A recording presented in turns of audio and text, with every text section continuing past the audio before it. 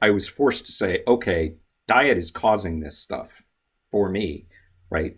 Doesn't matter what anybody else tells you. When it happens to when you're in a stroke ward for 4 days with a bunch of med students staring at you like you're a fascinating butterfly, you really start thinking hard, what is going on here? Welcome to the Fat Emperor podcast. I'm your host, Ivor Cummins. We're supported by the Irish Heart Disease Awareness Charity, which advocates a simple CT scan to reveal your CAC score. So, know your score and take action to prevent that premature heart attack. Everything you need to know will be right here. And we're on. Hello there, Tucker Goodrich. Pleased to meet you again. Good to see you. How are you? Not too bad. I'm kept busy for sure. Just getting this new podcast going and a lot of other things in the background. So you're doing well yourself, I guess. You look great there. Thank you, sir. Yes, I am. I'm doing well. Looking forward to a little bit of a blizzard they're promising us. We'll see what actually happens. All right. None of that over in Ireland. Just rain. That's all we get. Well, you know what I'm going to do? I'm going to start off with a little bit of your backstory, because a lot of us technical people who got into the health arena and research on metabolic health and biochemistry came because in middle age we had health issues that we had to address. We didn't get great satisfaction, maybe, from our doctors. So you have a backstory where you had a few significant issues and you had to research them yourself. So maybe run us through a little of that.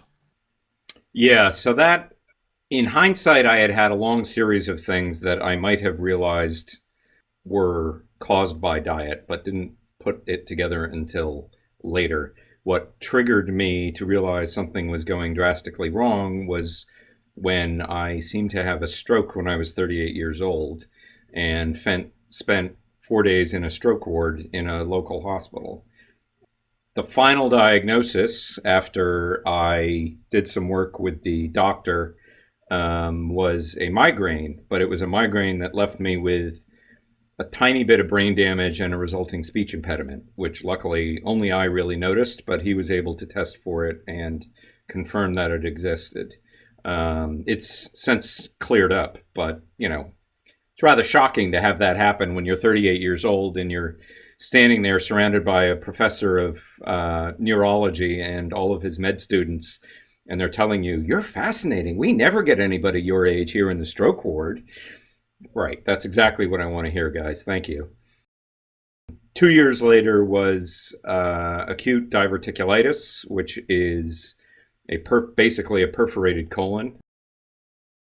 That was after a couple of previous attacks that weren't diagnosed, I don't want to say correctly, they were diagnosed as other things, but I had passed out at home while sitting on the toilet, and that resulted in a trip to an emergency room up in Vermont.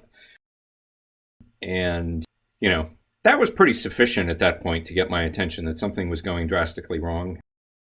All of my grandparents died in their 80s and 90s. And I ate a quote unquote healthy diet. I pretty much tried to follow the food pyramid and the recommendations. I referred to myself as Mr. Whole Wheat. So I figured I was all set. And then all of a sudden, the next thing I know, I've got a surgeon cutting out pieces of me for the acute diverticulitis. And I was like, I've only got so much colon. If he keeps having to cut it out every couple of years, I'm going to have a real problem. I'm not going to make it to 80 or 90. So all of a sudden, the plan was out the window. And I had to start trying to figure out what was going on and hopefully take action. So my initial reaction was to start running, because when I was doing research on diverticulitis, the only thing that correlated with it negatively was running. So I took up running. And I used to joke to people that I was running from a man with a knife, the surgeon. And that didn't work, unfortunately. I still wound up having to have the surgery, but still a runner 10 years later, and it was definitely a good thing for me. Now, in hindsight, I had a whole bunch of other issues that I have since been able to link up to my diet-derived health issues. The migraine, the diverticulitis, At that same time, I was probably borderline osteopenic. I'd broken 6 bones over the course of 2 years. I had autoimmune diseases, allergies and asthma going back to when I was a children. It runs in the family. My father had it, my grandfather had it, my daughter had it. There were a lot of things that were going on that in hindsight I realized were all related and have since resolved. Yeah. And I mean, you essentially, in your late 30s, you have an Elvis moment on the toilet, essentially, which is a big deal for someone so young. If you get on, then you didn't really get a whole lot of root causing from, I don't know, your advisors, your consultants, whatever. Did you begin quite quickly then when you realized this should not be happening? There must be an answer. There must be, it's not just that I'm a genetic, unusual person, because all of my family history is very good up to the 80s and 90s. So there's something wrong. How quickly did you get to diet, and what was your path? Well, unfortunately, I wasn't quite as smart as you were about it, right? I looked at the literature and the medical literature, and mostly what you find when you do that is standard of care, right?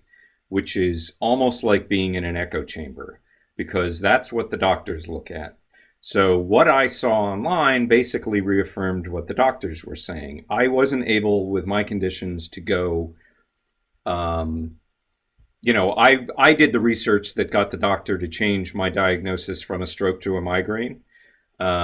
His comment, and this is a professor of neurology with a specialty in stroke, his comment was, "I've never changed a diagnosis because of research that a patient has found." So I said, okay, well then I must be, I'm obviously not making a fool out of myself here, right? I got into this. This was a case of better lucky than smart. I had somebody send me a link to Stefan Guillenet's blog where he was discussing the causes of dental problems. I had countless cavities when I was a kid. I had 4 teeth pulled. And he explained how it was all diet, the result of malnutrition. And there was virtually no genetic component to it. And that was what opened my mind to it. I was like, wait a minute. You're telling me that all of the pain and suffering I went through as a kid was optional, basically? It was not because I had bad genes like I thought. My mom had bad teeth. Her mom had bad teeth, right? It was easy to call it genetic. And then I read this series of posts of Stefan's going through the research, and I was like, oh my God, this is. So I owe him a huge debt, because he opened my mind to the possibility that diet could be a major impact on this stuff. And then I started, reading his blog, reading all of his research, and he never really posted anything that connected my conditions to what he was proposing. It was more just a general, wow, eating this stuff should be a bad idea. Maybe I should try it myself. In addition to my health issues, I was also 20 odd pounds overweight, 40 years, pound a year after 20, right? Standard story for people getting obese over the years. So one day I got to the end of the salad bar at the cafeteria at work, and I looked at the salad dressing squeeze bottles, and I said to myself, okay, this has got to be the worst, cheapest oils in these squeeze bottles that it's possible to acquire. So what happens if I just stop eating them today, right? So I put some vinegar on my salad and skipped the salad dressing. And at that point, in addition to the diverticulitis, I had irritable bowel syndrome, which is the most vague disease probably known to man. It's basically your colon is unhappy and they have absolutely no idea what causes it and will blame all sorts of crazy things. But at that point, I had had chronic diarrhea for 16 years, right? I realized that I had had an acute diverticulitis attack in my 20s, which is when that problem started, because I had all the same symptoms that I was later hospitalized for. So stop eating the seed oils. 2 days later, my chronic diarrhea stopped, and I had a normal poop for the first time in 16 years. Wow. That is something to celebrate, I've no doubt. Oh yeah, and I've gone back and I've read. Stefan was fabulous in um, speaking to me offline, and I've gone back and I've read the email that I sent to him, and I was absolutely incredulous. I was like, I cannot believe that this has made this big of a difference this fast for me, because I'm a very active person. I like to hike. I like to go on travel. I like to, go skiing. I had to carry a roll of toilet paper everywhere. It was just part of my life. When I would pack a roll of toilet paper. And all of a sudden, that problem, my biggest day to day negative in my life from a health perspective, is fixed. That amazing. And that's a knife edge. I mean, of course, it's an association. That change was associated with a dramatic improvement in your health. It's theoretically possible that something else could have happened literally in those days. Massively unlikely, but theoretically possible. So, But what would an then, engineer do in that circumstance? well, I always say in problem solving, you switch the problem off with your factor, okay, then you switch it back on again, then you switch it off again, and then you reach the security of being confident. Right, which is what you do if you can't do an RCT, because there aren't multiple me's that I can do a parallel trial in, you have Thankfully. to add and remove what you think is the factor. So I wound up doing a lot of experimentation like that. And now the interesting thing to me, as I said, I was, about 20 pounds overweight. I tried various different dieting approaches. I tried calorie restriction. I exercised an enormous amount, never lost a pound through exercise. I had tried going low carb at one point and couldn't get over the carbohydrate cravings. So what was really interesting to me was that after I stopped eating seed oils, I forgot to eat any carbohydrates for a week. Just didn't occur to me. Didn't have an appetite for them. Until the following Friday, when I went back down to the cafeteria and I got myself a roast beef sandwich with whole wheat bread, of course, because I was Mr. Whole Wheat. It's healthy, don't you know? Healthy whole grains, don't miss them. And I had a horrible reaction to the bread, right? So to your point, okay, just one bad reaction to one sandwich doesn't necessarily mean anything. So this time I intentionally didn't eat any wheat for the following week. And on the following Friday, had a couple of slices of pizza, which made me think I was having a heart attack. My reaction to them was so violent. My heart was racing, my head was pounding. I had to lie down on the sofa at work to recover for about a half an hour, right? So what I discovered by adding things and removing things, I still distinctly remember the last bottle of beer I had at that point, because it turns out, and this gets back to the open-mindedness. When I was reading Stefan's blog, he said wheat was one of the worst health problems in the modern world. And I thought that was crazy, because I was Mr. Whole Wheat, right? And I was healthy. Allegedly. Yeah, well, so here I am discovering I'm one of the most seriously gluten intolerant people I've ever heard of. It turns out my two major health problems at that point were, the quote unquote stroke and the acute diverticulitis. Both of them occurred on a Monday morning after a ski weekend. What would I eat when I was skiing? I would eat pizza. I would eat Chinese food. I would drink beer. I would eat the crappy food that they sold on the mountain, which was often deep fried and included lots of French fries, all of which I can't eat anymore. I was inducing these things by going out and eating crappy food on the weekends and then having this reaction on Monday morning.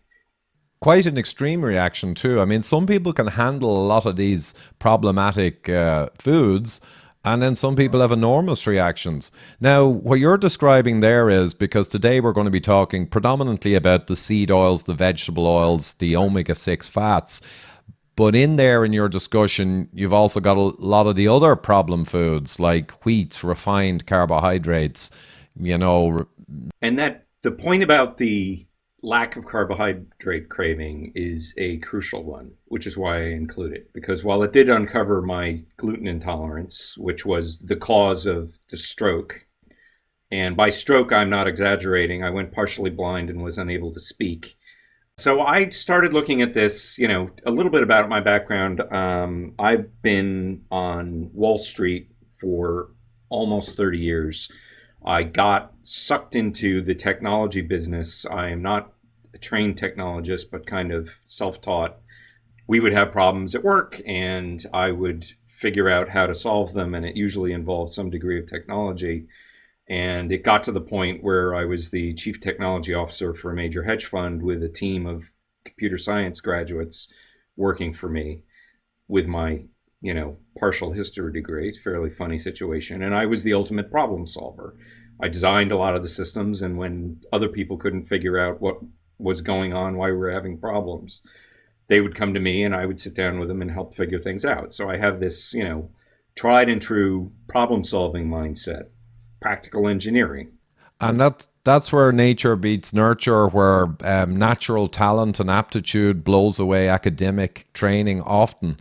Once someone has a talent for something, the lack of a specific academic accolade is not really relevant once they have the capability and the talent to dig into the science. Sorry, this is just a personal bugbear of mine when people refer to, oh, but you don't have X or you don't have Y. It's so naive to say that.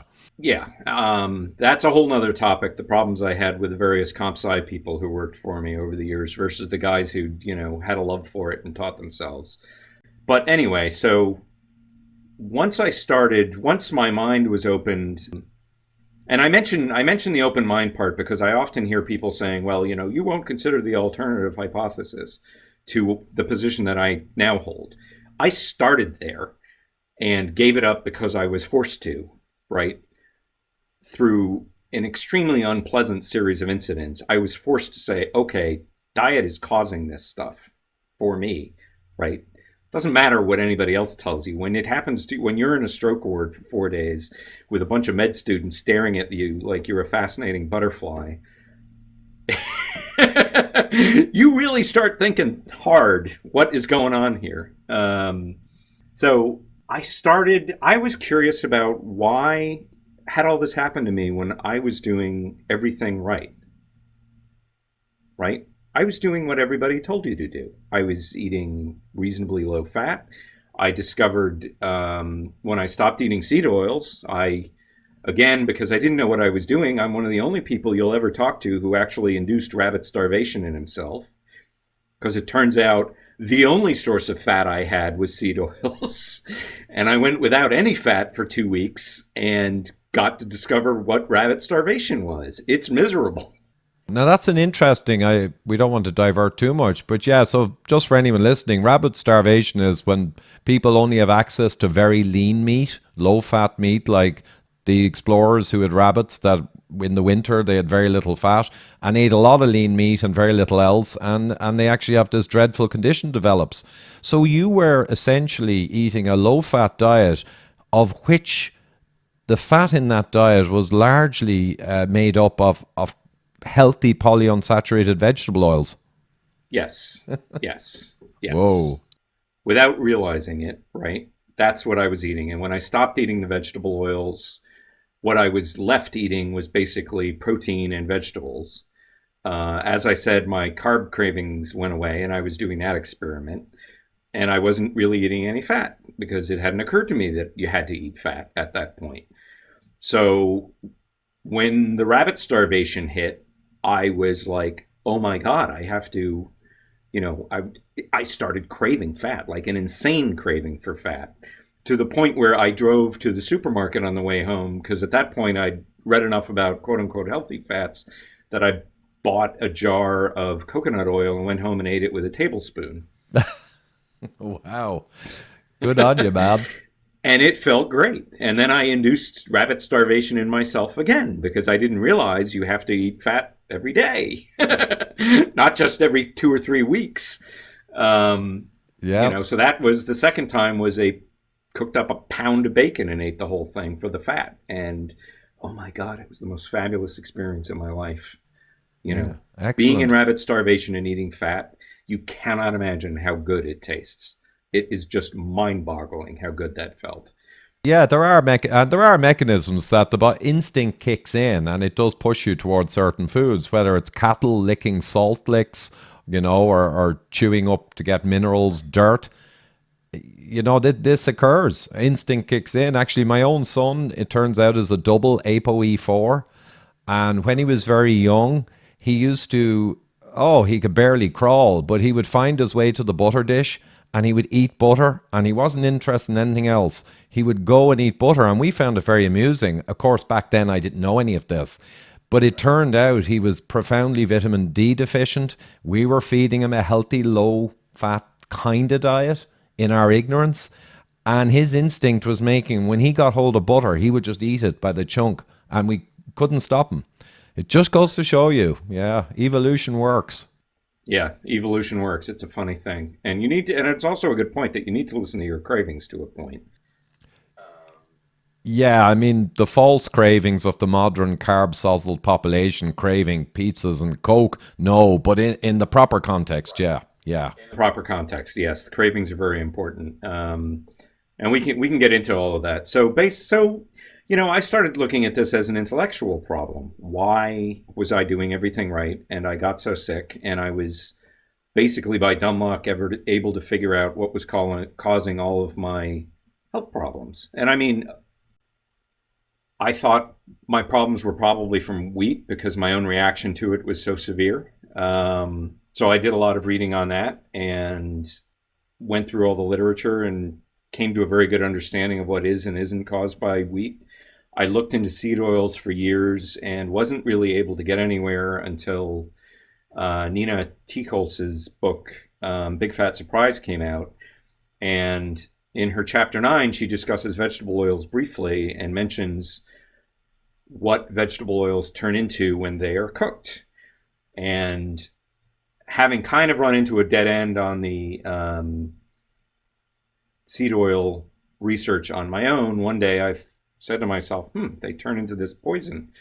I wonder if it does that inside the body. And I started doing some reading. And lo and behold, it does.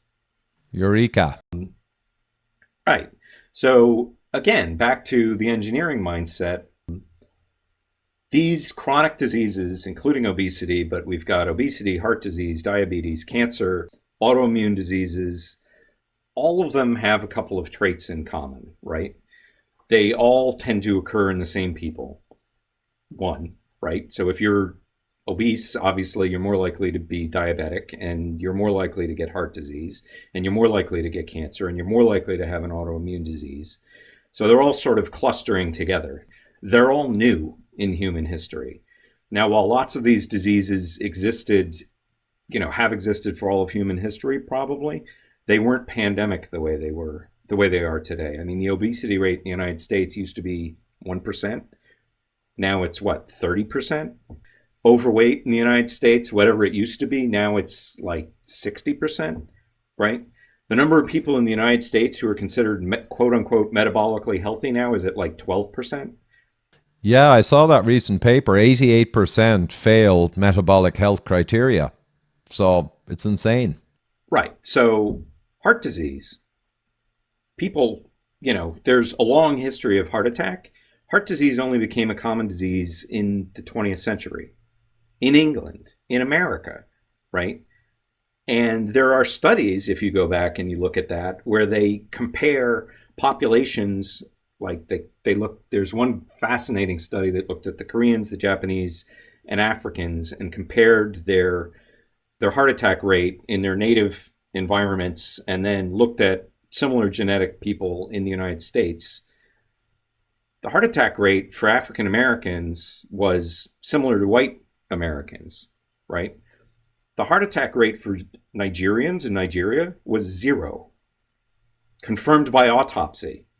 So that doesn't mean if you die of a heart attack. They were looking at every single heart, because some people will have a heart attack that doesn't kill them, but it does damage to the heart. So in an autopsy, you can say, oh, this guy had a heart attack at some point, even though it wasn't what killed him. So we're talking a heart attack effective heart attack rate of 0 in a big population, thousands of autopsies, right? Yeah, and I know over there they can have viral infections that damage the heart, and they can have other phenomena with the heart. But as you say, not the coronary vascular disease, the atherosclerotic, what the plague of the West. Right, the modern plague of the West.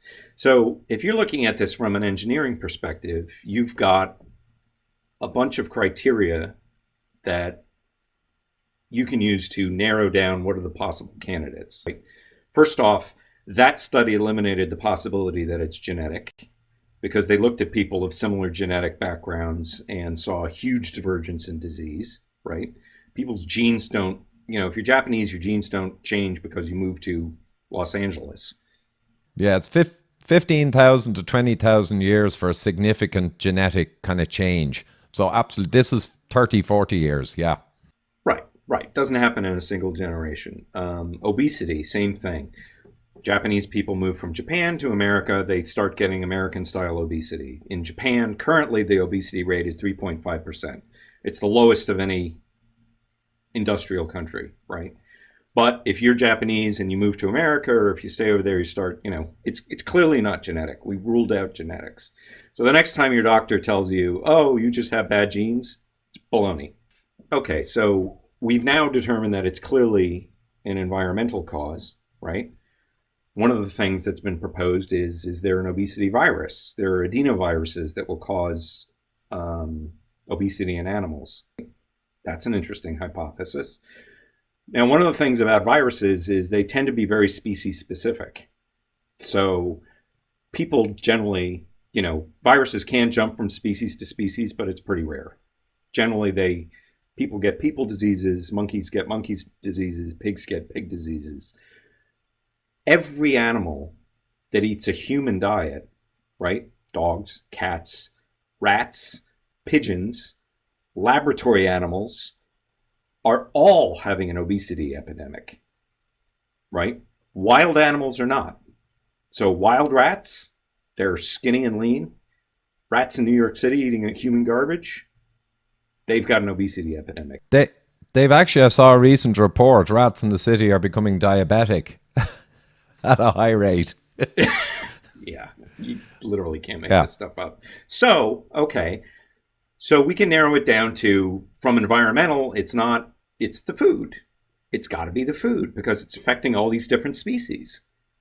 Exactly, and the exercise doesn't make sense because of all of the counterpoints to that we've just talked about. And as Robert Lustig says, there's an epidemic of obesity in 6-month-olds. They're not skipping the gym.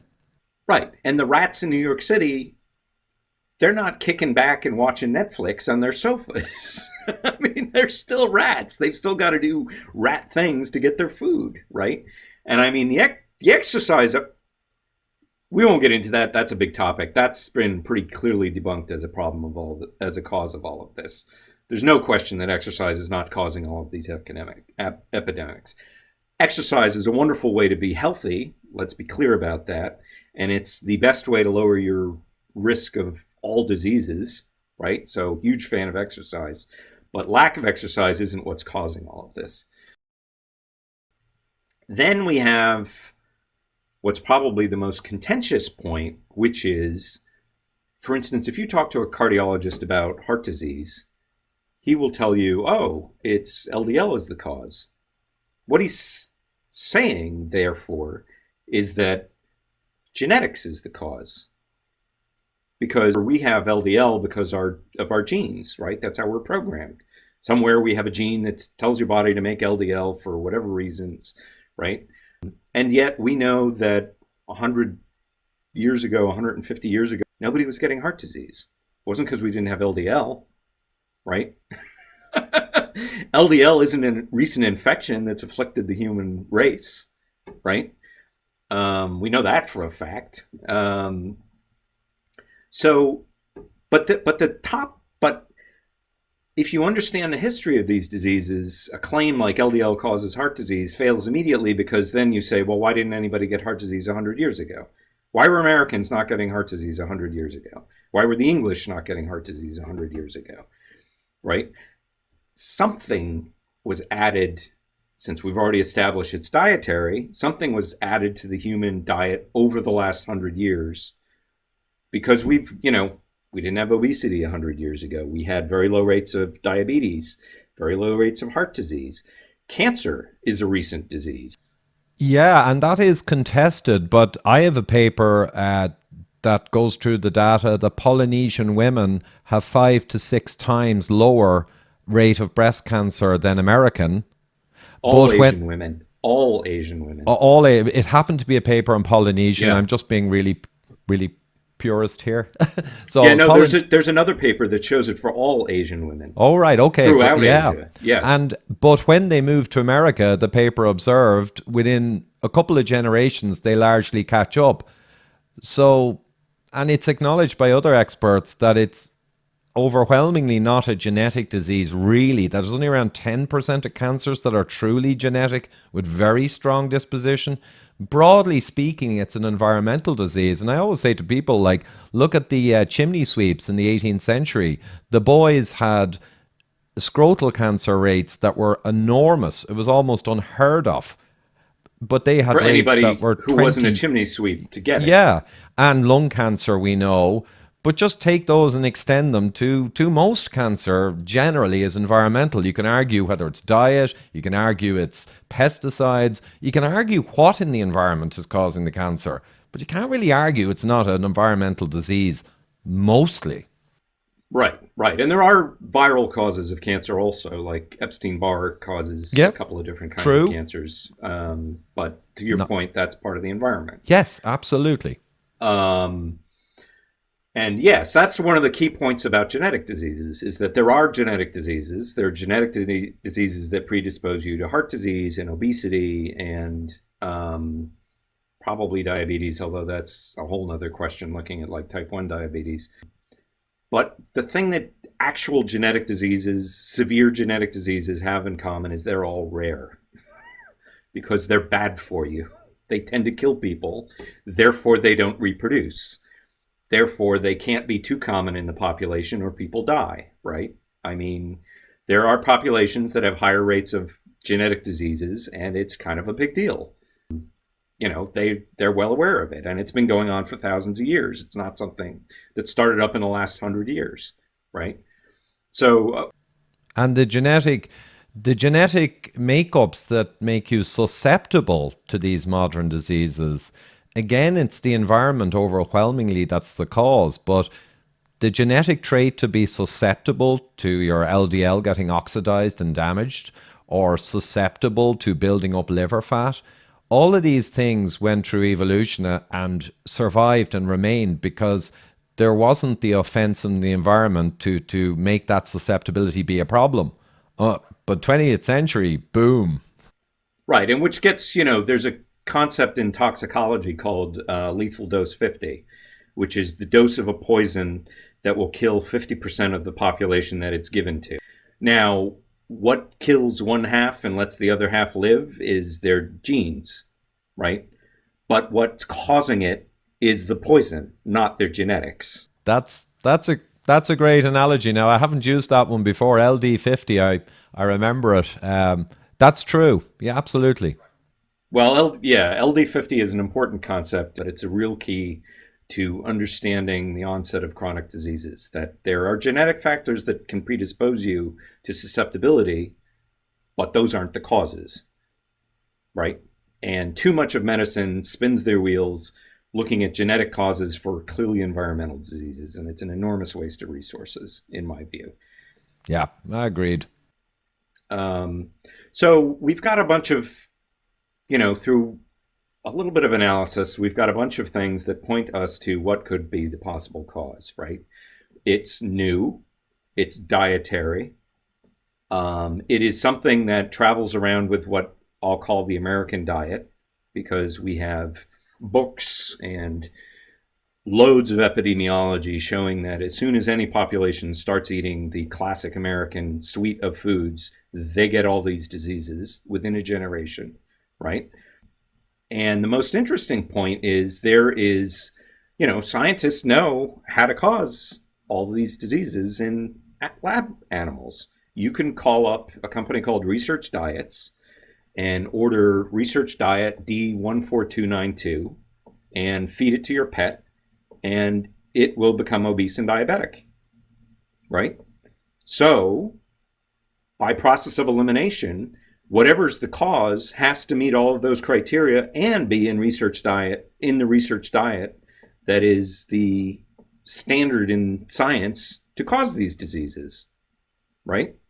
Yeah. And those diets, overwhelmingly, they call them high fat diets because of political beliefs and ideology, but they're fat plus loads of sugar and a special type Typically of fat. carbohydrates, because rats like carbohydrates, right? So there's a fascinating series of studies that were done recently. The lead scientist, the lead scientist was this woman, Alfheim, right? So what her team did, and it was led by a scientist named Christopher Ramsden from the NIH, and what they basically did is they looked at the fatty acid composition of a high-fat diet. Now, there was a drug that came out in, I think, 2006, it was approved, called rimonabant. Rimonabant cures obesity in rodents and in humans. It reduces insulin resistance. It improves this whole suite of diseases that rodents and people get. You can give it to a rat, it will cure its obesity. You can give it to a monkey, it will cure its obesity. You can give it to a human, it will cure his obesity. Problem is, it had a rather unfortunate side effect that it made people want to commit suicide, so they promptly pulled it off the market, right? Oops. But it worked. So what Alfheim's study was doing was looking at what was the mechanism of rimonabant. Exactly why did it have this effect? And they did this by varying the fats in the diet. So it turns out rimonabant worked because rimonabant blocks your endocannabinoid receptors from receiving an endogenously created chemical called 2-AG, 2-arachidonyl glycerol. That's made from arachidonic acid, which is an omega-6 fat. Most of the arachidonic fat in your body is made from linoleic oil. Linoleic oil, the primary source in the diet, is seed oils. What generally people call vegetable oils, but seed oils I like to say because olive oil isn't a seed, it's a vegetable oil, and olive oil is quite healthy. But soybean oil, corn oil, rapeseed oil, canola oil, all those are seed oils. Safflower, all of the classic safflower, so-called vegetable oils have nothing to do with vegetables. They're seeds. Right. So basically any seed oil other than coconut oil, which is the little outlier there. Coconut oil should not be considered a harmful seed oil, just to be perfectly clear. So what they did is they varied the amount of seed oils in the diet. And what they discovered is that controlled how much obesity they got. Now, what do we know about seed oils? Let's go back to our criteria. Are seed oils new? Yes, they are a modern invention. They're part of the industrial diet. They were originally created in scale back in the 1900s from, yes, everybody, they were created from industrial waste. Cottonseed oil originally, which was toxic until they figured out how to detoxify it. And then I think it was sunflower oil in Europe mostly. They were used as machine lubricants, those leftover oils crushed from those seeds, where the cotton was made and the leftover oil lubricant for light machinery, until smart arse Crisco said we can feed it to humans. Right. And they were also used as lamp oils because most people don't remember there was a huge market for lamp oil prior to the invention of electricity. So vegetable oils made a great lamp oil, right? And actually, vegetable oils are still the basis of biodiesel, which is kind of interesting. Most biodiesel is leftover cooking oil. So anyway, so it's new. It's part of the American diet, right? Production of cottonseed oil started in the United States, and we spread it to the rest of the world. At one point, the adulteration rate of lard sold in the United States with cottonseed oil was 30%. So the entire national output of quote unquote lard, 30% of it was actually cottonseed oil back in the late 1800s, which is coincidentally when diabetes, heart disease, cancer all became problems. And what's really key here is for our criteria, it's one of the key parts of D14292, the research diet's diet, which is made from lard, and which they recently discovered the lard that they're using is 30% linoleic acid, because pigs they're fed soybean oil and corn in the United States, and they concentrate the fats just like humans do. So because we are feeding pigs a lot of seeds and seed oils to fatten them up, they concentrate these fats in their tissues, right? So lard has gone from being a healthy fat to an unhealthy fat, to the fat, in fact, that they use to induce all these diseases in laboratory animals. Yeah, and lard used to be a lot of mono unsaturated and a little poly in a traditional boar or a pig. Yeah. And if you go back and you read old agricultural feeding studies, they observed 100 years ago, like, for instance, rice bran oil. Can't feed rice oil to animals because it concentrates too much omega-6 fats in their tissues, and the fat becomes undesirable. 100 years ago. So what did they do? They use defatted rice bran. What are they taking out of the rice bran? The seed oil. So basically, they've known for 100 years in animals that these things are problematic. But not until Alfheim did her study, I think it was 2012, did they start to connect the dots and say, hey, this is why rimonabant works. And there are other researchers who've since done studies confirming Alfheim's work, right?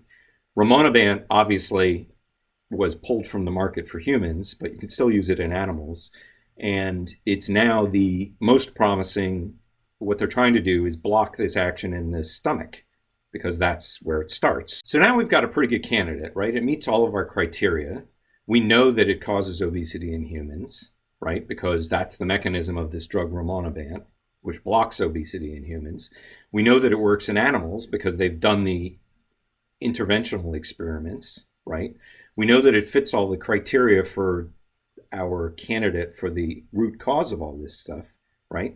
So let's just discuss a little bit why is it a problem, right? Back to Nina Ticolz's book. Different fats are, I hate macronutrients, right? Carbohydrates, protein, and fats. The reason I hate those three criteria is because there are good proteins and bad proteins, right? Gluten, that causes me so many problems, is a protein. Obviously, it's very bad for me. Carbohydrates, there are good carbohydrates, like fiber arguably is a good carbohydrate, and there were bad carbohydrates, like, the bowl of sugar that we all know children shouldn't eat because it'll rot their teeth out. There are also good and bad fats, right? So if you're go back and look at the research, there's evidence that some fats are harmless and some fats are toxic, right? Omega-6 fats are the most toxic fat. They turn into a variety of different harmful chemicals. The most harmful chemical that they turn into is something called HNE, 4-hydroxynonenal, right? This is a lovely chemical. It is a mutagen. It causes genetic damage. It is what they call cytotoxic. It causes cell death, and it seems to promote cancer. And it promotes cancer by preferentially modifying the p53 gene, which is your body's defense gene against cancer. So here we have a chemical that is, interestingly enough, the gene that is most commonly found in cancers.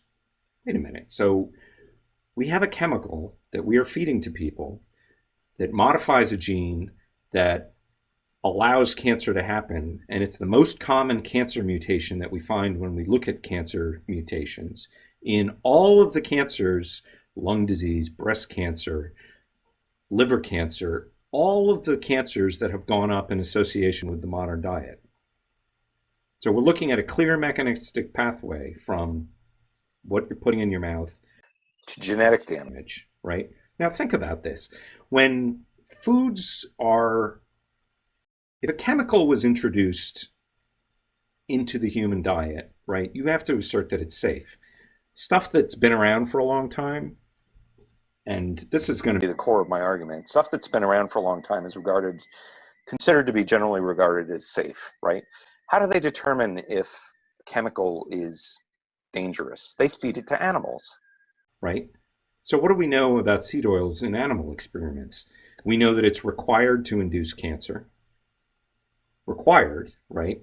We know that the rate of cancer increases along with the percentage of omega-6 fats in the diet. We know that it induces diabetes in animals. Rats have a slightly different version of diabetes than humans, but they get insulin resistant, they get leptin resistant, they get obese. If you give a rat, if you feed it to rodents or to humans, it makes their cholesterol susceptible to oxidation, right? Which is one of Ivor's favorite topics, right? But again, since we know heart disease is a recent disease, right? It's rather interesting that we have a long series of experiments going back to the 1980s showing that what causes LDL to initiate atherosclerosis are seed oils.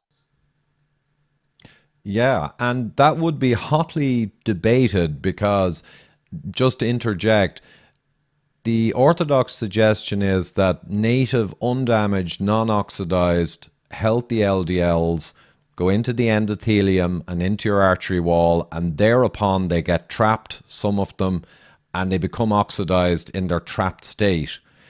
The alternative view is that the LDLs do become mildly oxidized, or desilolated is an earlier step, in the bloodstream, driven by environmental factors, and those slightly oxidized, slightly damaged LDLs are then brought into the endothelium through receptors and brought in and become part of the atherosclerotic process. So they're two very different views, but you would subscribe more to the LDL being damaged as a primary step and then becoming part of the atherosclerotic process, would you? From my point of view, neither one of those distinctions matters, right? What makes... back one step. What makes an oxidized LDL susceptible to oxidization? It is the presence of omega-6 polyunsaturated fats in the LDL. Yeah, and in the same way that in humans, it's been clearly demonstrated if we eat more polyunsaturated omega-6 oils, we sequester them in our body fat. That has gone way up in N6 over the last 60 years. Also, women's breast milk becomes much higher in N6, and the babies are fed with high poly. So at every step, this stuff doesn't just go in and get burnt for energy and then discarded as carbon dioxide.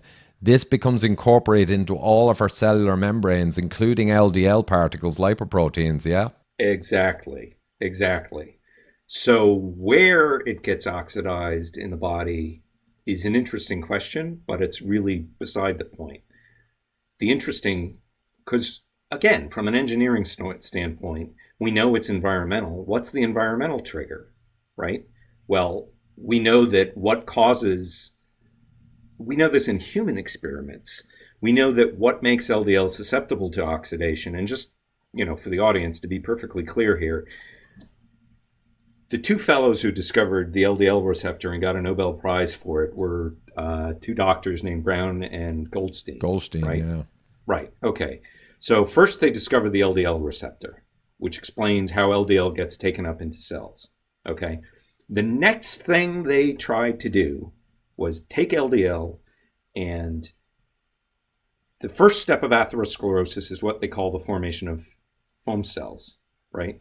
A foam cell is a white blood cell that has hoovered up a lot of LDL and all the fats that are in the LDL to the point where it becomes this bloated, obese little cell that on a microscope looks like foam, hence foam cell, right? So Brown and Goldstein say, aha, we've discovered how LDL gets into the cell. Let's take a bunch of macrophages, put them in a vial full of LDL, and they will all become foam cells. And then we've shown that this is what causes heart disease. Brilliant. But it didn't work. So then a couple other doctors, Steinberg and Whitstone, they said, Brown and Goldstein concluded, okay, only modified LDL, but we don't know what modified means, turns macrophages into foam cells. So Steinberg and Whitstone, through, a bunch of experiments and some serendipity, which is always a key part of science, they discovered, well, what's happening to the LDL is that the polyunsaturated fats in the LDL are getting oxidized. That's what's modifying them. And then they did some experiments in rabbits and humans where they said, let's feed them different amounts of seed oils. And what happens to their LDL? If we take it out and try and oxidize it, oh my goodness, it's more susceptible to oxidization now that we fed them a lot of seed oils. Well, that's pretty straightforward. So if you want oxidized LDL, you eat more seed oils. Simple. And that's been known since the 1980s. Yeah, incorporate more less stable PUFA or polyunsaturates into the membrane and leave more exposure to modification and oxidation. Yet, the belief system that the polys could help with heart disease smashed all of that discussion like a hammer, I'm guessing. Well, it wasn't even that, really. It was Steinberg and Whitstone. Steinberg was also the doctor who convinced Merck to produce the first statin. And I mean, they already had it, but he convinced them to take it to market.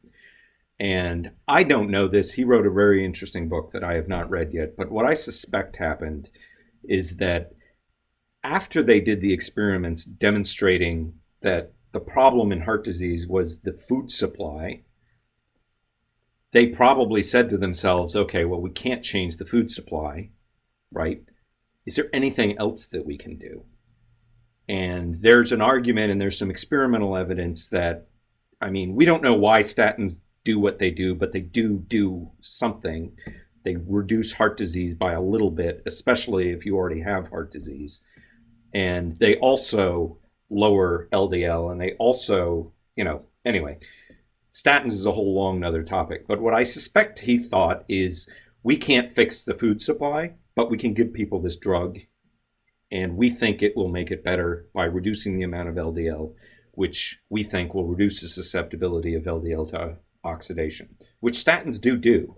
Which is fair, absolutely. And I always say for existing heart disease or very reputable, dependable blood markers or a calcium score that's high or real evidence of you've got the problem going on, there's no doubt but statins mitigate the problem. They don't fix the problem. They're not the heart attack you have in 10 years, you maybe would have had it in 6 years or 7 years time without the statin. They don't change the world, but they mitigate the problem. They reduce the number of particles, the number of oxidized damaged particles. They mitigate. Yeah, they mitigate the problem. That's clear. And that's what the research is very clear. But the research is also very clear about what's causing the problem, which from my perspective, if you're a doctor and you have a patient and you can reduce his risk of heart disease by 20%, that's a win, right? Because most doctors assume that patients won't follow diet advice, which is partly because the diet advice they give is bad and counterproductive, so the patients don't follow it, right? But the problem I was interested in is, okay, 20% reduction is nice, but what I'm curious about is why were we at 0 100 years ago or near 0? Why were Nigerians not getting any heart disease? Why were the Japanese, who lived in an advanced industrial society, very similar to America in a lot of years, why did they have a near 0 heart disease rate until they made the mistake of eating American food? But you are talking root cause and root cause resolution rather than mitigation. And the medical system is pure mitigation. Well, except for surgeries and certain things that fully cure, like antibiotics will cure certain conditions or diseases.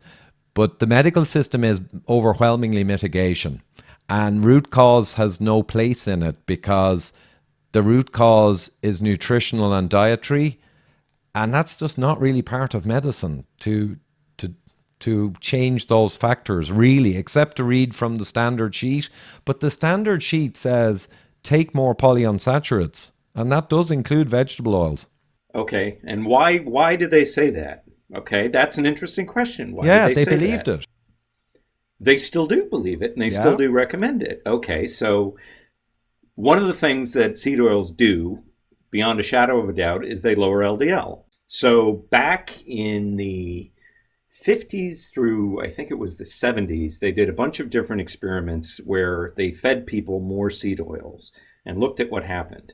And what happens is that people's LDL went down, right? And since, Steinberg and Whitstone didn't do their experiments until the late 80s, showing what causes LDL to become atherogenic, these guys just said, look, LDL goes down. That's got to be a good thing, right? Because we know LDL causes heart disease, right? And they said, they published their papers and they said, look, vegetable oils cause LDL to go down. We know that LDL causes heart disease. That's got to be a good thing, right? Okay, so fast forward back to 2000. Gosh, it was recent. I can't remember. I mentioned before Alfheim that she worked under a doctor named Ramsden. Well, Ramsden went back and looked at all these polyunsaturated heart disease studies because he asked the same question that you just asked. Wait a minute. We just showed that it's harmful. Why are they seeing benefit?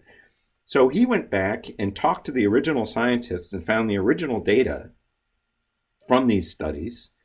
What they looked at was the change in LDL, but they had a population of people who were getting heart attacks. What they didn't publish was what happened to the people, not to their LDL, right? And what the studies show is that the people fed more seed oils had lower LDL and higher rates of heart disease and higher mortality. It was significant. Oops. 30%. And this is the one, I think it was 2015, BMJ maybe, Ramsden, the Sydney Heart Trial, that they got the records. Right. The original data, they never published the mortality data. They had it. They didn't even apparently look at it and include it in their analysis. It makes you want to smack your head. It's crazy. And if we look now, I was in Dublin a couple of years ago and there was an Irish Heart Foundation review of the evidence for saturated fat versus vegetable oil. And Professor Hooper was there, who did the big Cochrane 2015 meta-analysis of all the RCTs. And Fascinating. Yeah, we discussed Tell us what they found. Well, there was a small percentage of apparent reduction in heart disease rates, but there was no effect on all-cause mortality, heart disease mortality, blah, blah, blah. But the thing about it is the devil was in the detail. The one trial that seemed to show a mortality for cardiovascular improvement was the Veterans Administration. And that was the only one where there was no cholesterol reduction seen, which is a bit bizarre that it should see a benefit. And what they didn't know was a year later, there was a follow-up publication from that team, and the cardiovascular mortality had reduced slightly, the all-cause had not, and a year later they quietly published that the all-cause had not changed because the cancer mortality had gone up significantly. But that never made the review.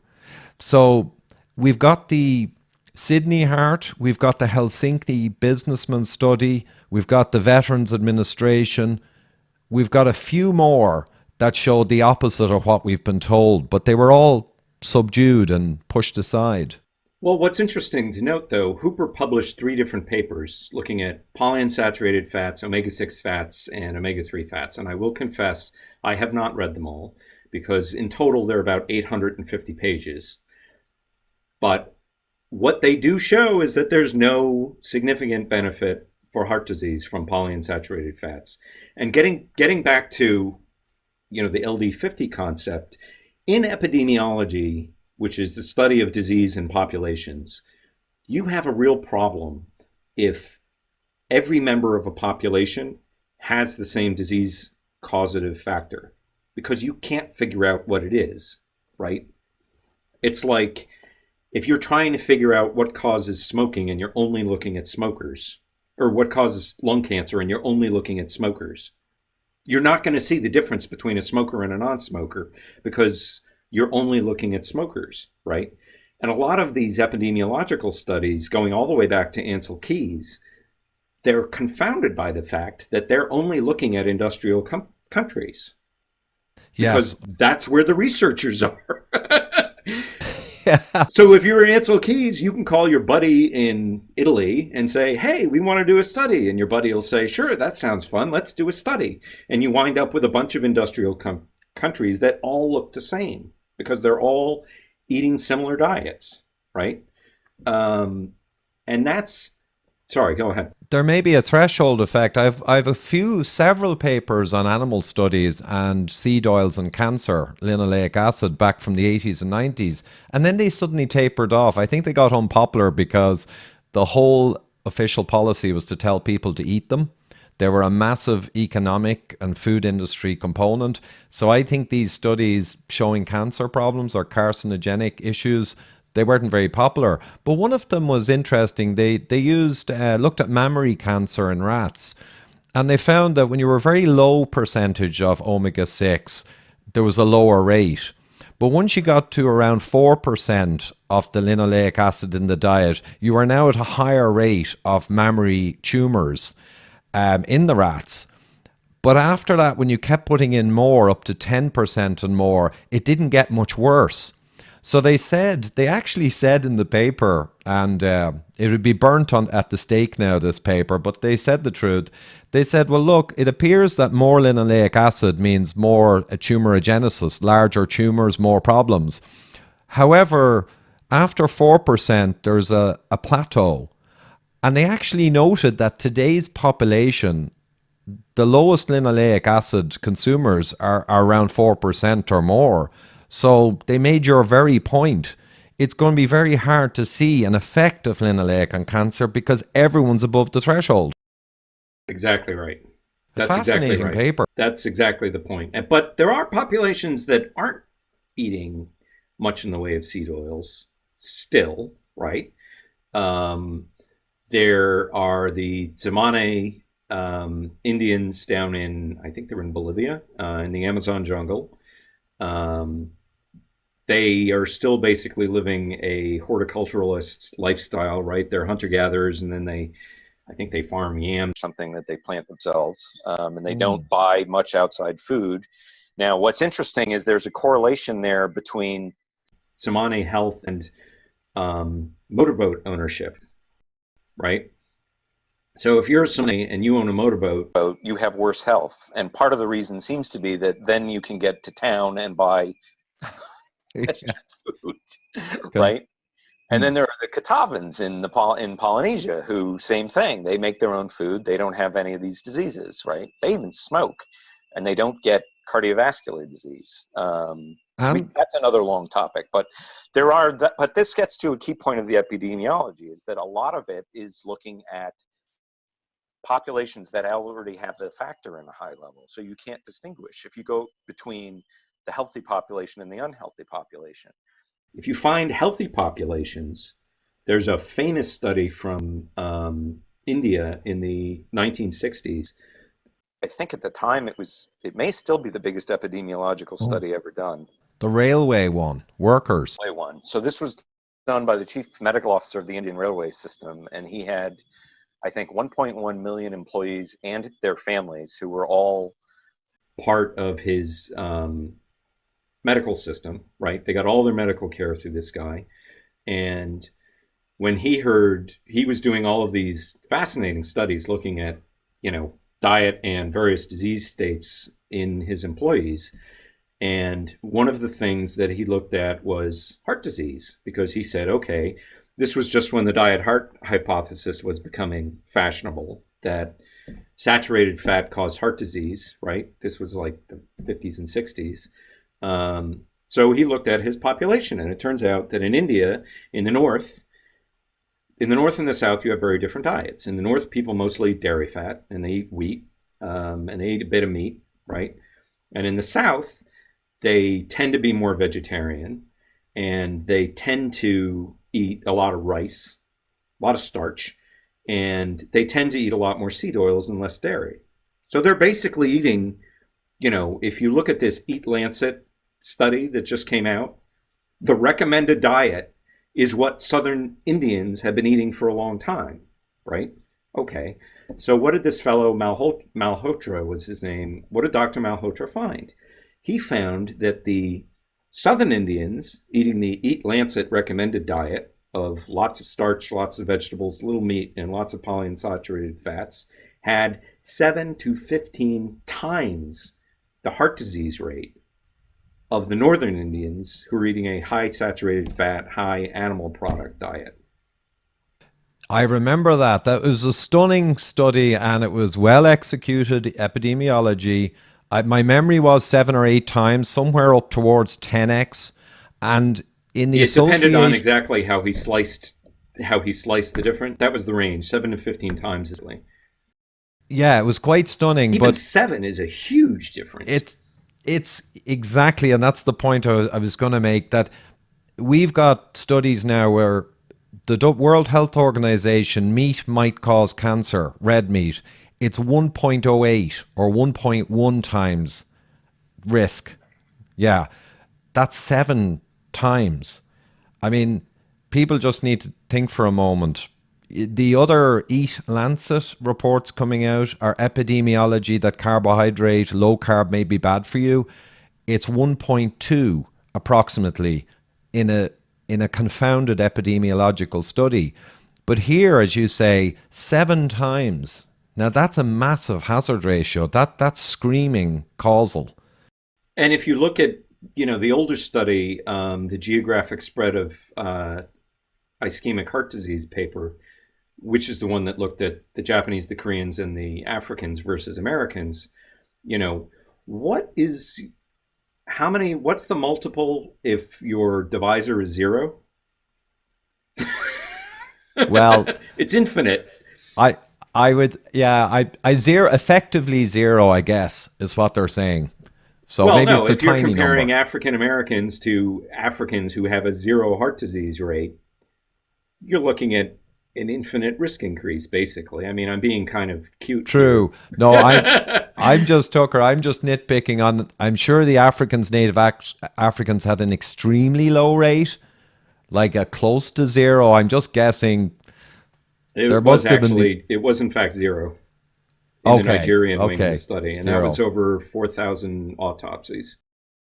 All right, so it could be 1 in less than 4,000 or right, more than yeah, 4,000. So fair. It's not actually 0, but it's so close to it that the risk increase to coming over here is enormous. Enormous. And the reverse is true as well. I have papers on these people from Polynesia and Africa. They come over, it's not genetics, it's environmental, their rates go right through the roof. And also they have evidence that when they go back, they begin to reverse the metabolic distress naturally in the environment. So it goes both directions, directionality. I mean, it's, yeah.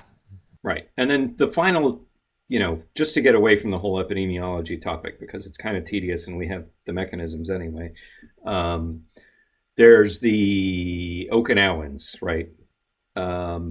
Everybody's favorite population, Okinawa, because at one point, they were the longest lived people in the world, right? And these guys who were associated with this Blue Zones company wrote a couple of papers saying, oh, Okinawans have such a long lifespan because they're eating a near vegan diet and blah, blah, blah. That's why they're so healthy. Okay, so let's discuss the Okinawans briefly, just to put that one in the grave. So Okinawa is the southern island of Japan. There are a number of Japanese studies looking at Okinawan health, and they come to a very different conclusion from what the vegans did, right? The Okinawans had the highest meat consumption in Japan because they didn't have the same Buddhist tradition that largely drove most of Japan to not want to eat meat, right? Meat was actually outlawed for hundreds of years in Japan, even though people ate it anyway. Back to eat Lancet, right? We've tried that experiment already in Japan, and by the Japanese conclusion was it did not work all that well. So what happened to the Okinawans? So after World War II ended, they had the longest life expectancy in all of Japan. And then a bunch of Americans moved in. Americans took over the island of Okinawa and used it as their base for the reconstruction of Japan after World War II. Americans decided they didn't particularly care for the local Okinawan cuisine, so they started importing American fast food. The first fast food restaurant in Japan was in Okinawa 9 years before one opened in Tokyo. So what happened to the Okinawans? They got fat, they got diabetes, they got heart disease, they got cancer. In one generation, Okinawa went from the longest life expectancy in Japan to the shortest life expectancy in Japan. Partly that was because in mainland Japan, as meat consumption went up, longevity went up, and partly because they cut sodium intake, which was epically high over there. But what caused these diseases in Okinawa was American junk food. And there's a great paper by a doctor written in 1996 looking at the excess linoleic acid syndrome, excess seed oils. He put the finger way back then squarely on the fact that they were eating too much seed oils, that it was never a part of the traditional Japanese diet. And if you read some health stuff in Japan, which is kind of challenging because I don't read Japanese, I can only read it in translation. I've read conclusions that say, well, Japanese aren't as healthy as they should be because they eat too many oils. Which some people might construe as too much fat, but we're talking specific oils, linoleic, omega-6 oils. Well, if we get out of the epidemiology, though, I believe it's both fascinating and also tiresome at this stage at once. But it makes points. It makes these huge points. People are using epidemiology to make absolutely false points with really low hazard ratios and bad confounding. But you can use it when the hazard ratios are very large to make fundamental simple points like you're doing. But if you go to the mechanisms now, because we'll have to move on, and actually I have a paper here open on my desk I got from Dr. Kate Shanahan, and it was a guy, Spittler, who, are you... Yeah, but just... Tell me about the paper. I'm lousy at names. I'll tell you the title of the paper. The action of peroxyl radicals, powerful deleterious reagents, explains why neither cholesterol nor saturated fatty acids cause atherogenesis and age-related diseases. But it's essentially all around what you're now going to talk about is the polyunsaturates. Right. So back to those peroxyl radicals, the primary one and the most studied one is that chemical I mentioned before, HNE, which is solely made from omega-6 fats, either linoleic acid or arachidonic acid, which are the two main omega-6 fats in our diet, mostly linoleic acid. Okay, so I'm going to try and stay away from too much chemistry, but let's just quickly go over what seems to be the pathway here. So if you, as we discussed before, eat a lot of vegetable oils, it alters the amount of vegetable oils in your tissues, right? There's a great paper by Stefan Guillenet showing that omega-6 fats in adipose tissue has gone up as it's increased in the diet.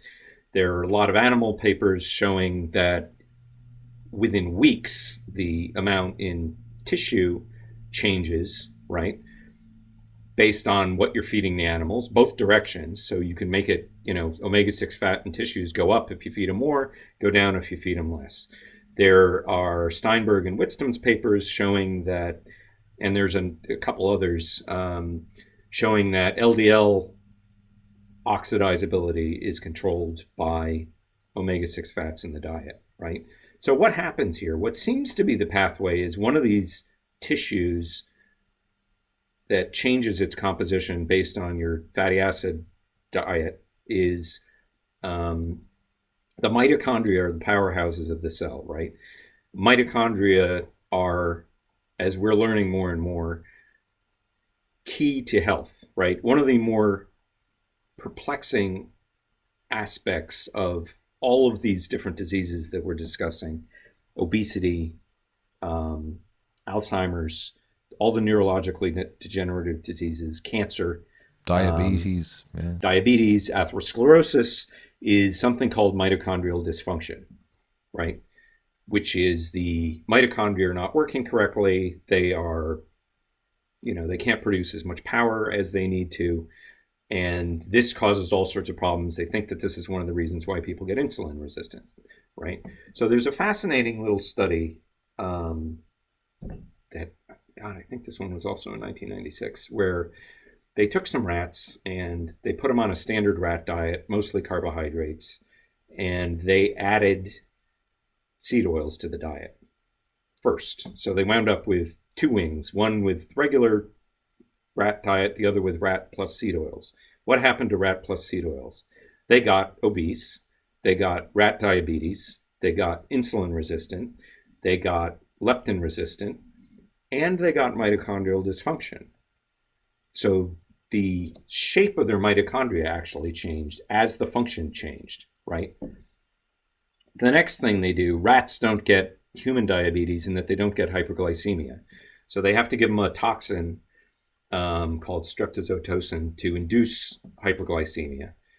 And when they did that, the rats got another disease that is becoming epidemic in the West, which is heart failure. Why did they get heart failure? They got heart failure because their mitochondria collapsed. Extreme mitochondrial dysfunction. What does that cause? It causes necrosis. Necrosis is tissue death, right? Uncontrolled tissue death, which is seen in heart failure. It's seen in advanced liver disease, right? So we have a clear pathway here. We give the rats seed oils, make them hyperglycemic, and they get heart failure in 4 days. Right? So, okay, what's happening here? Feeding them more seed oils changes the composition of the mitochondria. As we were discussing before, they're good fats and bad fats. Polyunsaturated fats are a bad fat because they are susceptible to breaking down, and when they break down, they break down into poisons. The mitochondria hoover up linoleic acid and use it in this molecule called cardiolipin, which we won't get into, but cardiolipin, when it's made of omega-6 fats, is susceptible to oxidative breakdown. And it breaks down into that toxin called HNE, which then goes on to, this is a process that's called oxidative stress. This is why smoking is bad for you. Smoking is bad for you because smoking induces oxidative stress, which breaks down your polyunsaturated fats into toxins in your body, right? That's what causes the cancer, right? Because again, lung cancer, the primary genetic defect is a defect that's induced by omega-6 fats, the p53 mutation. So what else? So then let's discuss a little bit what else HNE does, okay? There's a great study I found that looked at the molecular composition of an LDL. The definition of an oxidized LDL is that it has oxidized omega-6 fats in it. That's the definition of it, right? The definition of oxidative stress is oxidized omega-6 fats. HNE goes off, and what has it been shown to do so far? It causes LDL. It causes the macrophages to take up oxidized LDL and turn into foam cells, right? It causes the necrosis that if you look at a atherosclerotic lesion, the middle of the lesion is necrotic tissue, and it's full of oxidized omega-6 fats. always. That's one of the signature features is lots of HNE and oxidized omega-6 fats in the middle of the cyst. Another odd little feature of both cancer and atherosclerosis is what they call neovascularization, which is when your capillaries grow. HNE induces neovascularization in cancer, in heart disease, and in the leading cause of blindness, age-related macular degeneration, right? Which is another disease that is clearly demonstrated to be caused by omega-6 fats. HNE is found in Alzheimer's lesions. There's the research that's been done into Alzheimer's for the last 30 years revolves around amyloid plaques. Amyloid, of course. The amyloids, yes. Beta amyloid plaque. Okay. So that's been what they've been claiming is the cause of Alzheimer's for 30 years. Research has failed completely. If you want to cause beta amyloid plaques, you induce this omega-6 chemical, HNE, into the brain. Bingo, you get it. The same process, the amyloid plaques are also found in age-related macular degeneration, which, as I think I said, is the leading cause of blindness. Now, another funny little thing is advanced diabetes. Typically, your beta cells die, even if you start out as type 2 diabetic. As it progresses, your beta cells die.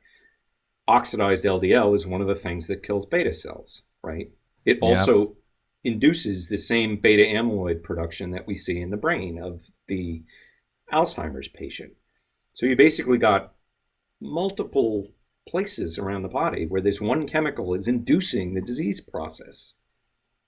Yeah, and it's not, sometimes the arrow of cause can be confusing and sometimes it can be moving both ways. But here it is the HNE, the result of excessive omega-6 oils and their breakdown is the causal agent connected to many of these things, essentially.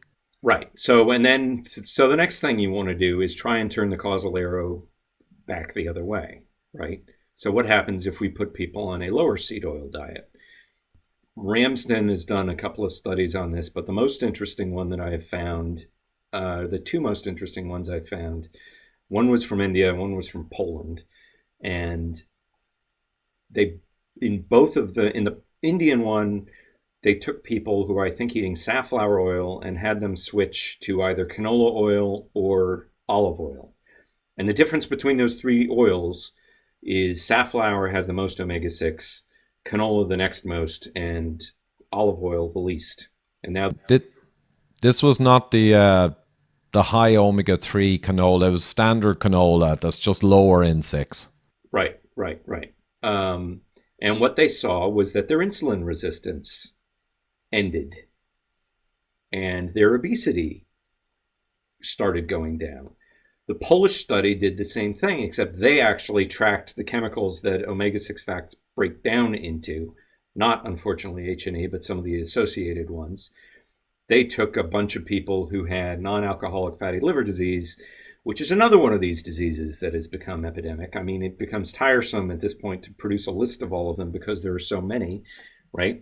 But non-alcoholic fatty liver disease progresses to liver cancer and liver failure, right? That's why people need liver transplants, right? That's the problem with alcohol, which is another topic we can get into. So they put these people on a low omega-6 diet, 3.3%, I think, and around 75% carbohydrates, and their cure rate was 100% in 6 months. So standard medicine will tell you NAFLD, non-alcoholic fatty liver disease, is incurable except by weight loss, and they don't know how to make you lose weight. So it's basically incurable. And then here we have this little pilot study where they get 100% cure rate. 100% cure rate in an incurable disease. It's mind-boggling.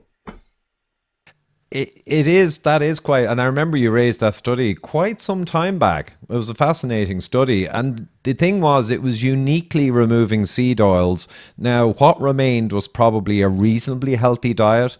It wasn't full of other fats and sugars combo. It was probably one of these high carb, relatively low fat, which can be a healthy diet, we know.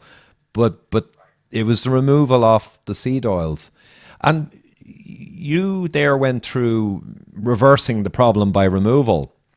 But when you go back to creating the problem, there's all of the alcohol tests with rats as well in the 90s, I think, where they discovered that even infusing ethanol 24 hours a day in the rats fed with a high concentration of beef tallow with no polys or very low, 1%, they almost could not cause liver damage in those rats. No, not almost. I mean, They, there they, was a grade 1. It was so low that you had to do histology on it to see it.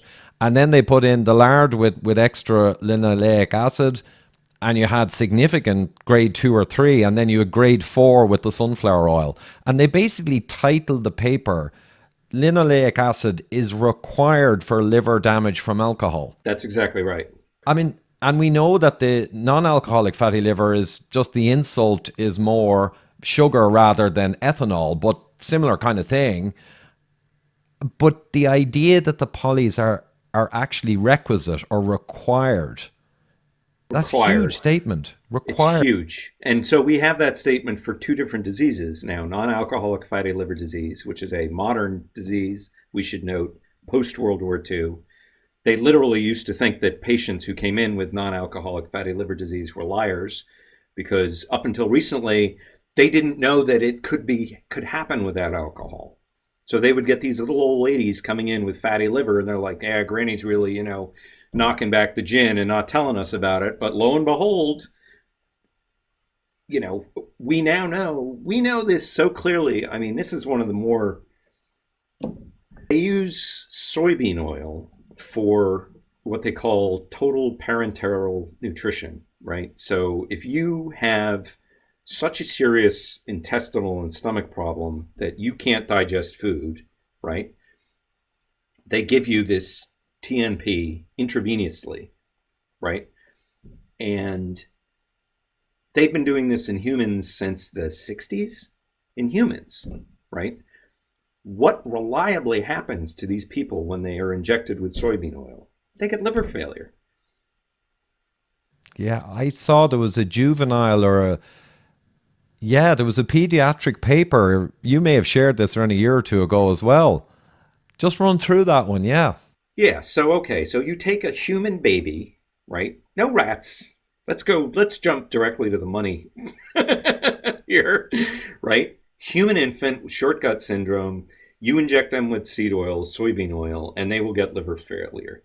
If you stop that and inject them with a fish oil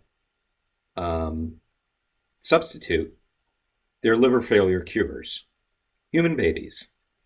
And I think there was a lady professor maybe on this study. I remember the lead person, I can't remember her name, but they never do the parental solution with other fats because they're seen to be non-heart healthy. So the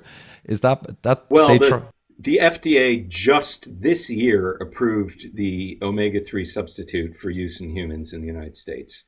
Wow. This is after decades of poisoning people with seed oils.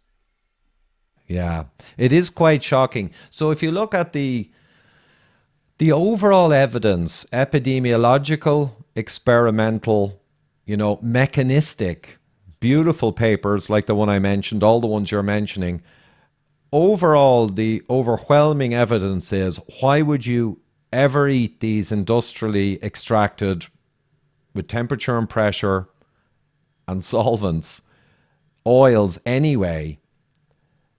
But when the actual inherent omega-6 type of fat in it, even independent of the industrial production of them, can cause all of these issues, it's almost like a no-brainer not to eat vegetable oils. Right. Well, let's, just to finish up the point. So, your mitochondria take up seed oils. You give yourself hypoglycemia. The seed oils, the linoleic acid in the mitochondria gets oxidized. Your mitochondria stop working, right? That is clearly demonstrated. They've actually gone in and taken mitochondria and replaced the linoleic acid with oleic acid, which is the fat in olive oil. Yeah, it's good. It makes them impervious to this oxidative damage. So they've gone down, Same study they've done in humans with LDL. Switch out olive oil, LDL isn't susceptible to oxidation. Same thing happens in the mitochondria, right? This, mitochondrial dysfunction, you read a lot of papers about it, and they will all say, well, this seems to be, we think this is one of the core aspects of what's going wrong with all of these diseases, because you see it everywhere. It's what's happening in Alzheimer's. It's what happens in your fat cells. It's what happens in your, the linings of your blood vessels, right? Those cells get mitochondria, or those cells have mitochondria that aren't very well able to handle high levels of polyunsaturated fats. And yeah, maybe the LDL is getting oxidized in the air, or maybe it's starting out in the bloodstream. It's kind of a moot point, right? Because we know what the endogenous cause is. And now, so think about this from a toxicology perspective, right? If you have, say, a drug or a food and the safety of it isn't clear, then typically what they will do is they will go and they will feed animals whatever it is you're trying to sell to see what happens to them, right? And you have to prove, there's some caveats, but as a general thing, you have to prove that it's safe, right? Like rimonabant was a great obesity treatment that caused some people to commit suicide or to want to commit suicide, so they pulled it from the market. So let's say I'm introducing seed oils as a food additive today. Yeah, if they were discovered If today. it was discovered today, let's look at what it does. It causes obesity. It causes, in animals clearly, so you wouldn't even get to human studies there, right? It causes genetic damage, clearly, right, in animals. It's the leading cause of genetic damage, or rather, let me say that the leading genetic damage in cancer is the one that's caused by omega-6 fats, right? And we When have they're clear converted. mechanisms. Beg your pardon? When they're converted to HNE, ultimately, when they are oxidized. Exactly. It causes liver failure, right? Clear In human babies. data in babies, right? Do you think the FDA has thrown me out of their offices yet? It is. It's absurd. It is quite absurd, but that's kind of the grandfathering of, not only is this food been around or food in quotes been around so long, but it's been sold by all the authorities as heart healthy and good for you, specifically for decades. Based Now, on bad science. true, but that will make you ignore an enormous amount of science, the likes of which you're referring to, because it's inconceivable to begin to acknowledge what you said, all of that science, if you've been pushing this as healthy for decades. So let me come to their defense a little bit, right? Back in the early 1900s, there was an economic debate, which if anybody's ever taken economics in school, you will have heard about guns versus butter, right? This came up during World War I, basically. You've got huge demands to produce stuff. You've got to feed people, right? It's, do you use all your resources to make guns or to make butter? Well, the answer to the guns versus butter problem in economics was seed oils. That's literally, they couldn't make enough butter the mother of to feed invention. everybody, so they started feeding them seed oils. They thought that they were doing something good, right? They'd figured out how to detoxify cottonseed oil, and then they figured out how to detoxify rapeseed oil to make canola oil. H&E wasn't discovered until 1960, and it wasn't identified that it was made from seed oils until, I think it was the 1980s, right? The pathway that I'm describing through the mitochondria wasn't first described until 2011. So now, there were certainly red flags, like the fact that feeding soybean oil to babies gives them liver failure. That should have been a clue. But even that only started in the 1960s. So there's an argument to be made that this was a good faith mistake, right? There's a legitimate argument to be made that this was a good faith mistake. And I'd agree with that. And I think a few decades ago, it was being realized quietly because they were trying to switch to high oleic sunflower, and canola was low omega-6. So Right. they must have themselves realized quite a bit of what you're saying in the 2000s, because they were making moves and have made moves to de omega 6 these oils.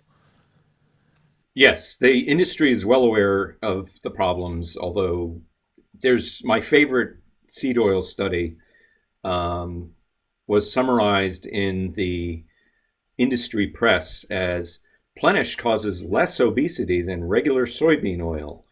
So this was a science. There was a scientist who did a study comparing soybean oil to cotton or coconut oil, and showing that soybean oil induced obesity. Right? Okay, in rats or mice, whatever.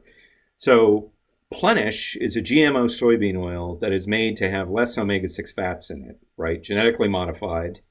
They hired this scientist to compare their GMO soybean oil to coconut oil and to regular soybean oil, and that was the headline: causes less obesity. Yay. Happy days. This is these are the manufacturers. This is what they're saying. It is insane. And I don't know, is that guy the same author as there was a paper out a couple of years ago, not that specific compare. That was a manufacturer rather than a published paper maybe. But there's a paper, soybean oil is more obesogenic and diabetogenic and also causes liver inflammatory issues than coconut oil and fructose. So it made a compare of soybean oil against not just coconut oil to say that soybean oil is more obesogenic, diabetogenic, everything, but it even had combos of coconut oil and fructose, which we would not consider to be healthy. I mean, that's a bad combo. And the soybean was worse than that combo. It's an amazing paper. Yeah, the soybean oil, there's between the experience in human children, the animal experiments, I think it's pretty clear that that is a key part of what causes obesity. It's also the biggest change we've seen in the human diet around the world over the last 100 years. The percentage of soybean oil is increased by about 100-fold over the last 100 years in the human diet in the United States, and it corresponds with all of the rest of the negative changes that we've seen happen to human health. And we went over those earlier, but obesity, diabetes, heart disease, cancer incidence, neurological diseases, the rise of autoimmunity, all the things that we can see are mechanistically tied to excess omega 6 in the diet. And macular degeneration and Yes, other. it's a long list. I keep leaving things off. Yeah, but and the increase in sunburn and everything else that we can look at causation and say, okay, this is probably all related. We know that they're all related statistically. They're all correlated to each other. So it shouldn't be, from an engineering standpoint, if you look at a system, call people and our pets and lab animals a system, and you see similar changes across all aspects of the system, it's unlikely that you're going to have a bunch of different things that are all changing in the same direction at the same time, right? It's back to Occam's razor. The simplest explanation, which is what led them to look for a virus, the simplest explanation is that one thing has changed in the system, and that's what's causing all of these similar changes. Or And could I perhaps say one primary thing? Because there's yes, many. and there are clearly a bunch of, as we discussed, seed oils has a bunch of cofactors. There's alcohol, there's smoking, there's carbohydrates. But as we also saw with alcohol and fatty liver disease, and apparently at least with mammary cancer, they don't happen if you don't have seed oils. So that seems to be the critical path of disease, right? The one thing that seems to be required for a lot of these diseases to happen is excess linoleic acid in the diet. Yeah, now you, Tucker, I remember we argued devil's advocate a while back on Twitter and elsewhere. And it's a great thing to, I know I love people argue devil's advocate with my beliefs because it gets closer to the truth when you reveal all of the different evidence. It's great. But one thing you pointed out I didn't quite realize was Weston Price clearly in the 1900s saw the modern degeneration of the human species, and he linked it intimately to wheat flour and sugar in the African nations. However, you pulled out from his book, and I had missed it. He essentially said wheat flour, sugar, and vegetable fats. Right, right. So I must say that was amusing for me because I was thinking of Weston Price as a conflicting piece of data, where if all of the degeneration or a lot of it can happen with just wheat flour and sugar, it shows an independent deleterious effect, a capability of refined carbohydrate and sugar all on its lonesome to cause a lot of this disease. But trickily, sneakily, he included vegetable fats in there as well, yeah? And there was, in my edition of his book, at the end, there's a letter to his nieces and nephews telling them what they should do about their diet. And his advice, as I recall, the primary part of his advice was to eat pastured butter and make sure that you got it at when it was produced in the summer at the height of its nutritive quality, but also as the flip side of that, to avoid eating vegetable oils. And that was one of the reasons, you know, Kate Shanahan, there's been a whole long, Chris Masterjohn has actually done a lot of great work on this. There are a lot of people who said for quite some time that vegetable oils are harmful, but they never got into explaining exactly how they were harmful. And that was really the question that I was curious about, because I personally saw such a great and immediate change in myself. You know, why did it have such a big effect? I couldn't get an answer to that. And that's really what's motivated me to do the reading I've done and try and understand the process.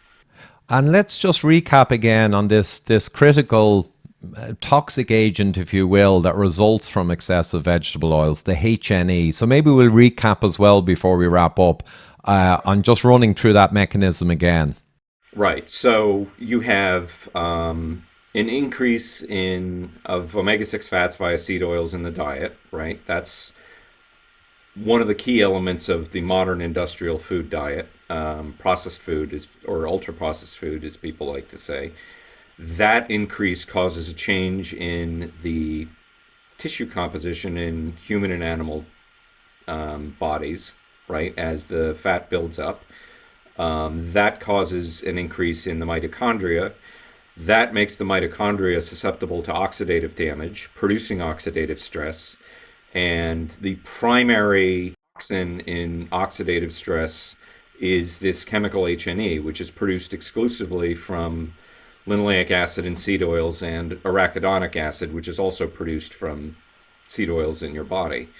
And that toxin goes on to induce a lot of the changes that we see in all of these chronic diseases. It causes neovascularization in age-related macular degeneration, in cancer most likely, in atherogenesis. It causes protein damage, which affects function all through the body. It causes the DNA damage that, when I first came across this, was a bit of a mystery to me, right? Why is DNA damage associated with atherosclerosis? If you read the cardiological models, nothing that they discuss can address why is DNA damage happening in atherosclerosis. Well, if you look at it from the perspective of omega-6 fats starting the process, well, they break down to something that causes that DNA damage. It makes perfect sense. And it explains why these HNA and the related chemicals are always found in atherosclerotic lesions in animals and in humans, right? It's causing it. It's not the only thing that's causing it, but it seems to be a critical element. And the populations that we see that don't eat industrial seed oils don't get heart disease, period. With no notable exception, actually, in fairness. It doesn't prove it, but there's no notable exception. Now, one other thing I'll throw in there is I love the concept of imbalance, and the dose defines the poison. And I love the way that some of those animal studies with linoleic acid showed an increase up from the very low levels we would have had evolutionarily up to a few percent in the diet. There's this increase, and then there's a tapering off. But could it be said, and I know from some papers, including the Spittler paper, I believe, and some others I've been through many of them, there's an element that there's a natural requirement for HNE and many other, and superoxides and many other components that can be used to attack foreign agents in the body, and the inflammatory process can be used to a beneficial effect. However, what we're really talking about here is a genuine case of excess above the machine tolerance, above the what the user manual would say. Right, and that's leading to an overdrive of this free radical type damage that's hitting all over the body, rather than just being targeted in a specific fashion, a manageable fashion towards pathogens or genuine uses. Would that be a fair concept?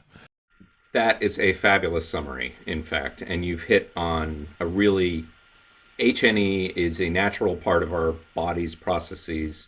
It's so fundamental that the mitochondria actually use it as a signaling mechanism to say, whoa, slow down, something's going wrong inside, we gotta, throttle off, lift up on the throttle and let the engine cycle a little bit, right? Freewheel a little bit. Some of the key antioxidants, glutathione, people may hear is an important antioxidant in the body. Glutathione's major job is to detoxify HNE, and it's such a fundamental process that if you have a creature that is born genetically, if you have a creature that's genetically unable to produce glutathione, it won't be born. It'll die as a fetus. So there's also the secondary detoxification pathway for HNE is aldehyde dehydrogenase, which is part of what is involved in detoxifying alcohol. And it turns out that in Asia, now one of the things that biologists like to find when they're talking about disease processes and the genetic interactions are animal knockout models, right? So the PCSK9? Yep, inhibitors. Right. PCSK9 is a protein that removes LDL from the circulation, right? And if that's not working correctly, then your body removes it too quickly. So one of the things that cardiologists are now hot on is this idea of inhibiting that process, which therefore removes lots more LDL. And they claim this is a indicator that LDL is a fundamental part of the disease process. Well, it turns out that with seed oils, there's a human knockout model also. It's the most common genetic mutation in humans. And what it does is reduce the ability of your body to detoxify alcohol and HNE, right?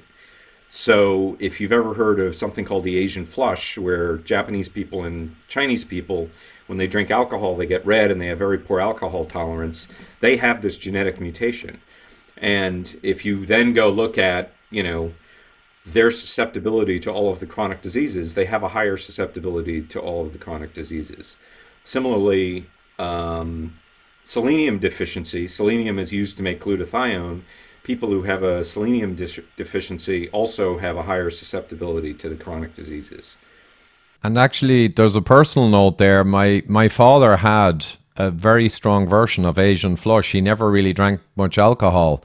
But again, he had his first heart attack at 66 and he died at 72 with vascular dementia and a terrible run out.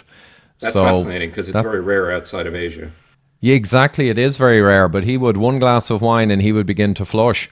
So there's a little bit of genetics. I came from the other side of the family, it looks like, so I'm not so affected. but you got the Irish gene.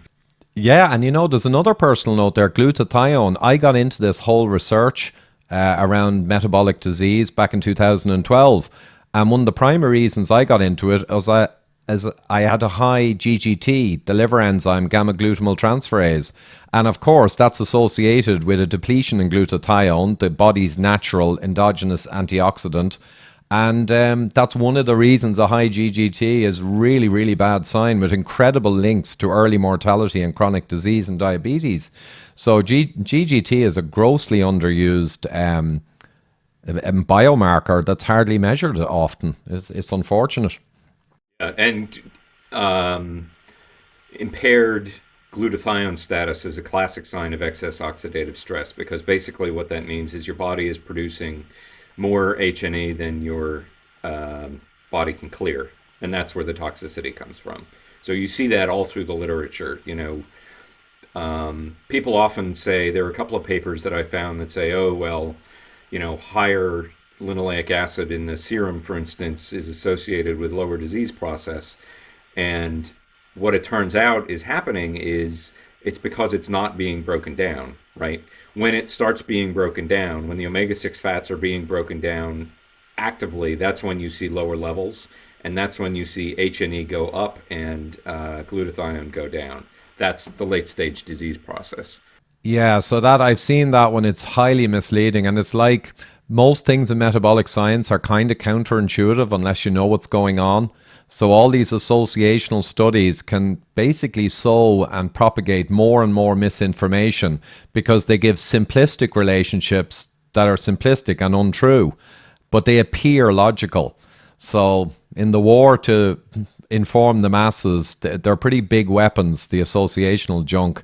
But anyway, that's another day's worry. So I think that's a good summary there. We've got this huge amount of science, mechanistic and experimental, particularly in animal models.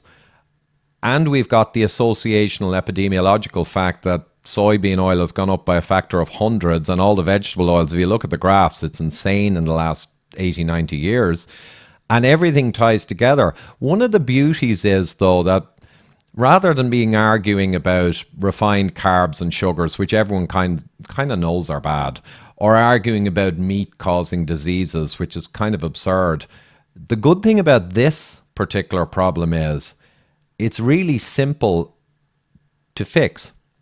So you eliminate all vegetable oils. The complicated bit is you have to eliminate a lot of processed foods because most of those are stuffed with vegetable oil.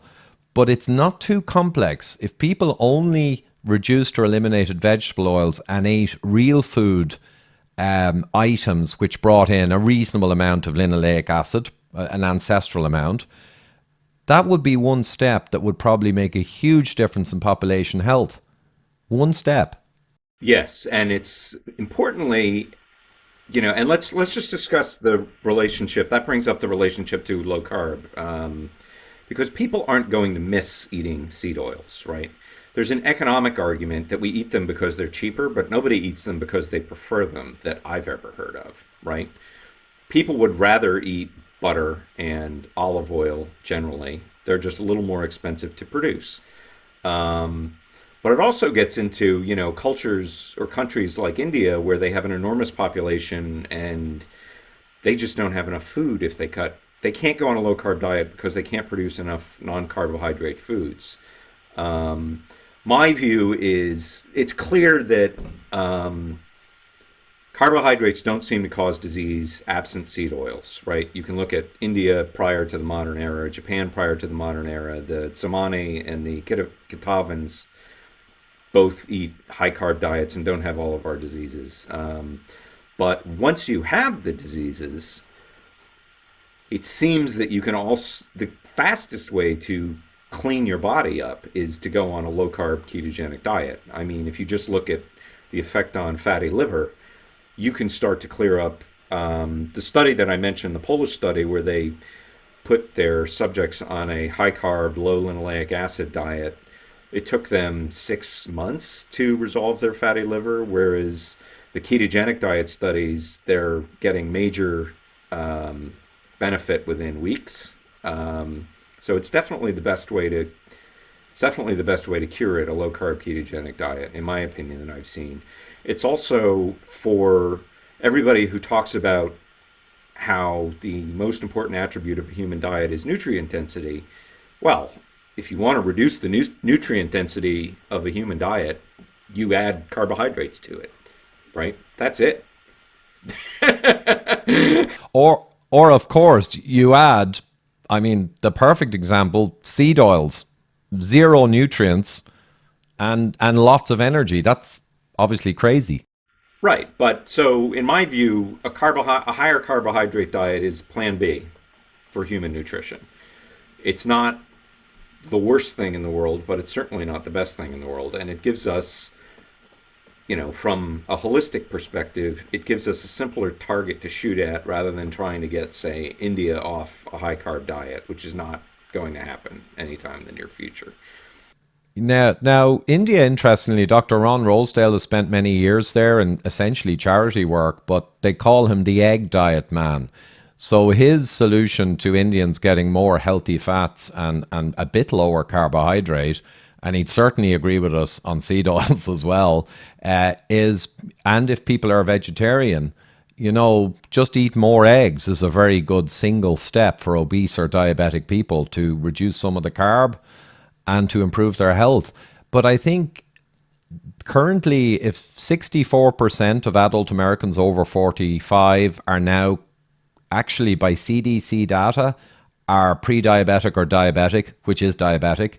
And if you measure them with insulin metrics and more refined metrics, maybe 70+% are essentially diabetic. I agree with you. The no-brainer for the majority of the modern Western population is to go lower carbohydrate and start fixing your liver, your fatty liver, your diabetes. But it's pretty crucial they also ensure they remove the seed oils, which are part of the causal chain. Well, So, because, yeah, indeed, absolutely. And I mean, I've talked to people who are on a low carb diet. There was a fellow from South Africa who, unsolicited, sent me a Twitter message one day and said, I'm a runner. I go out. I used to get all these sunburns on my long runs. I've been low carb. I've been following Professor Noak's advice, but I was eating safflower oil and as my fat. And he said, now after listening to you, I've cut back on that, and I don't get sunburn to the same extent. There's some associational data looking at melanoma and seed oils that indicates that there's a relationship there. So even if it's a benefit even if you're on a low carb diet. I think it's the two pieces, low carbohydrate and low omega-6, go hand in hand for getting closer to an optimal human diet. yeah, and I think arguably we put myself and Dr. Gerber in our book Eat Rich, Live Long. I mean, they're the base of our pyramid of rules. Refined carbs, sugars, seed oils, just eliminate as much as possible. And then you go on to the low carb and the fasting and keto. And a lot of those are reparative. They help fix your metabolism after decades of eating the bad thing. But they really are the base of the pyramid, which makes it rather ironic that the EAT Lancet has a worldwide campaign right now telling us to eat 15 or 16% energy in seed oils, remove meat, eggs, and these nutrient-dense, healthy fat foods, and basically rack up our carbohydrate also. So that's almost like a recipe to continue the problems we've had. Well, yeah, if you go read the WHO malnutrition documentation, right, because part of the World Health Organization is trying to address the huge worldwide epidemic of malnutrition, and we're talking like 2 billion people here. It's not a small problem. And they're quite clear that if you want to cure malnutrition in a human, you feed them meat. And all of the nutritional deficiencies that are part of malnutrition are from lack of meat. Iron anemia, zinc, low zinc. B12. Yeah, B12, of course. So the Eat Lancet diet is basically, it's as if they took a look at the WHO malnutrition pages and said, oh, let's use this as a program for the entire human race. Great. I'm not a fan of a project that, based on the science we already have, is going to result in human malnutrition.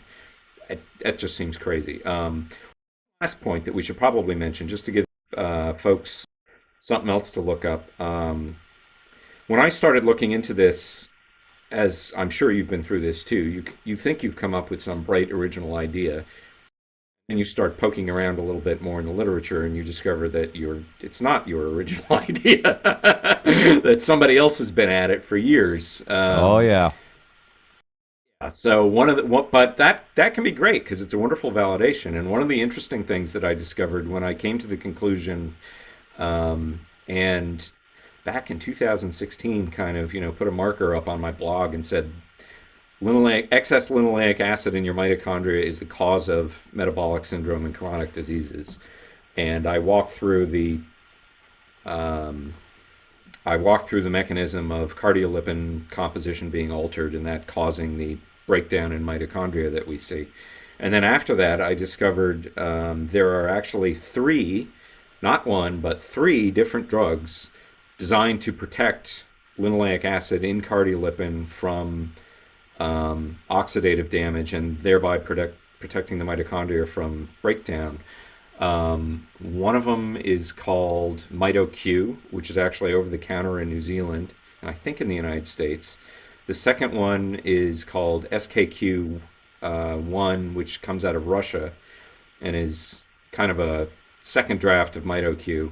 And the third is a drug called SS31, which is a wonderful proof of concept because the animal data on these drugs is amazing. They had in Russia, they had an animal model of blindness, and giving the animals this drug cured blindness, like at an 80% rate.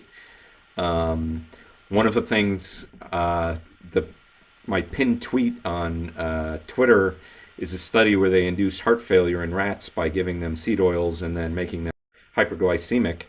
In a dog model, and in a dog model of heart failure, if they give dogs this SS31 chemical, it repairs the damage to the heart, right, and improves heart function. So, we've got, trying to be objective about this, and because there's always a danger of falling in love with your whole hypothesis, I think this has got all the parts, right? It's got the fact that there were actually three different drugs that seem to show benefits, and I think two or three of them are all in phase 2 trials with the FDA. Phase 2 or phase 3 trials with the FDA. There's, it's a real story. It's a real story. It goes all the way through from start to finish. It makes a lot of sense, and there's a lot of good evidence for it. Yeah, and an easy solution as well. And the foods you eliminate with this crap in them, you're going to be eliminating a lot of other bad things too in one fell swoop. So it's a no-brainer. Just you mentioned drugs, and I know we're winding up now, but the NSAIDs, non-steroidal anti-inflammatory, I think they act on similar pathways as would be exacerbated by linoleic acid metabolism, which is another kind of proof point indirectly. Or I remember this from many years ago, but you'd probably have the latest. Well, that's old data, actually. You're right. William Lands, who is one of the leading researchers in human fat metabolism and omega-6 and omega-3 fats, he pointed out that all the COX-2 inhibitors, COX-1, COX-2 inhibitors, aspirin, they all work on this exact pathway. They are interfering with the body's conversion of omega-6 fats into the bioactive eicosanoids, prostaglandins, and the other chemicals. That's not the whole story, which is why, for instance, in osteoporosis, which is another disease where omega-6 fats play a clear role, inhibiting the COX-2 pathway helps pain but doesn't reduce disease progression. And it's probably, I expect, because disease progression is going through the cardiolipin pathway, which is outside of COX-2, and is another way in which these harmful chemicals can be produced. But yeah, that's an awesome point. And there's an amazing old study I found. I love old studies sometimes. They're really mind-blowing. Aspirin blocks this pathway, right? Turns out aspirin also cures insulin resistance. Well, it assists. Think about that. In humans. Yeah, and I'm going to have to attach, by the way, these studies afterwards. When I put together some notes, we'll attach all the papers we've referred to so people can go off and enjoy reading these studies themselves. But yeah, so many congruent pieces of data all coming together to make an amazingly strong case, because the modern world of nutrition and disease has become almost farcical with all of the claims and counterclaims. And it's lovely to find something that so unanimously lines up on all the different drug data, mechanistic, experimental, blah, blah, blah. So it's fantastic. One other little point of contention, and it's only a single data point, because I know you were challenging to find cases where excessive carbohydrate and sugars could be problematic without the linoleic. And there was one monkey study, but unfortunately they didn't have a control group. They got 32 rhesus monkeys and they gave them a pint of Kool-Aid a day, so quite a chunk of fructose, along with their normal carby chow and biscuit chow kind of thing. And they did get a huge amount, all went metabolic syndrome and 4 full-blown diabetes in a year. And it does appear they were only around 1% of omega-6 in their diet.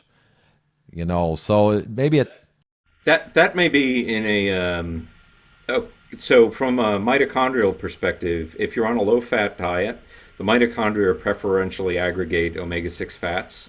So I found a couple of papers looking at mitochondria specifically where they comment that a low-fat diet has similar effects on the mitochondria to a high omega-6 diet. A. B. Fructose kicks off oxidative stress in the liver. So there's a human pediatric study, a child study, where they give kids fructose and it causes an increase in their oxidized LDL.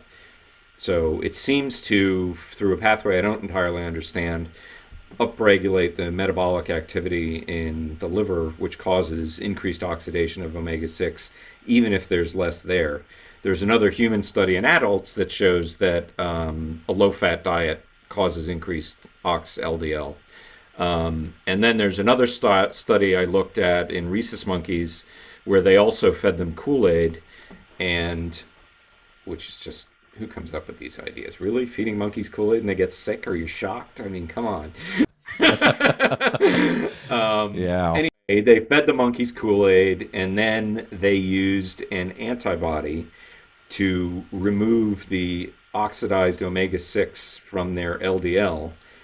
This was an attempt to treat atherosclerosis. They were using the wrong type of antibody, in my opinion, but what is really fascinating is that reducing the oxidized omega-6 fats from their LDL cured their insulin resistance. Right, and this has come up before, Tucker, when we're talking about the oxidized lipoproteins essentially cause downstream issues, immune reaction, and can lead to an increase in insulin resistance. So insulin resistance, by getting into that state, and hyperinsulinemia can be causal through many pathways, and it can also be a gauge to indicate there's another causal problem under the hood. So, well, I'll leave you with one little chestnut, right? Here's the pathway. Oxidized linoleic acid in the LDL is indistinguishable to the body from bacterial infection, right? The antibody that I mentioned is actually a natural antibody that naturally occurs in the body, right? The body's reaction to infection is to get insulin resistant. That's what happens in it's what happens in infection. It's what happens in viral infections. It's what happens in sepsis, right? So, and we've seen that if you clear that out via an antibody, you reduce insulin resistance. So it's a typical, it's a real pathway that exists. And essentially what you're doing is creating what I've seen called sterile inflammation, where you're putting these damage indicators, these oxidized linoleic fats, into the body, making the body think there's an infection going on. And that's why it's having this reaction, what it thinks is a reaction to an infection, and what we're calling type 2 diabetes. Yeah. And in fairness, if you stop smoking, again, an old study, so you'd probably like it, 60s, I think, with athletes. And when they stopped smoking, within a week or two, their insulin levels were tumbling. But Right. it's an Same awful... pathway. An awful... Smoking causes oxidative stress, causes linoleic acid acid to get oxidized. Smokers are far more likely to become diabetic. I'd never seen the other way around. That's a huge point, that it works both ways. That's really remarkable. But yeah, there are clear pathways. And the amazing thing to me is, there's an old engineering acronym, RTFM, which basically means read the flippin' manual, right? Which is the old engineer's instruction to the young engineer when he's trying to figure out some problem. Read the flippin' manual. The manuals, the scientific literature, and most of this stuff is out there. The answer's out there. It's not that we need to do research. We need to read the papers. Yeah, but the reality is, and without any tinfoil hats, people now more and more are realizing research for the last 30, 40 years was on the surface looking for answers, but really mostly they were answers which would attract more funding and attract, research success. So the answer is, can we make a drug out of this and get rich? That's the answer they're looking for. They're not looking for what's going to improve human health. And in fairness, that is just the way the modern world works. And I see even fantastic teams doing amazing research, highly complex, detailed papers on metabolic pathways, which I loved.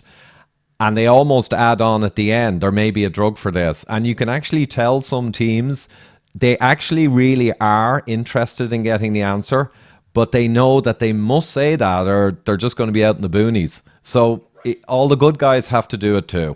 I mean, the universities, the government departments, everyone's looking for commercial success, blah, blah, blah. But here, on that sobering note and slightly negative note. But the happy note there is that, there was one paper I saw that talked about the benefits of a ketogenic diet, and then they said, well, maybe we can, figure out some drug that'll replicate this. From your perspective and my perspective and everybody listening to this, you don't have to wait for a drug. You can do all of this stuff tomorrow.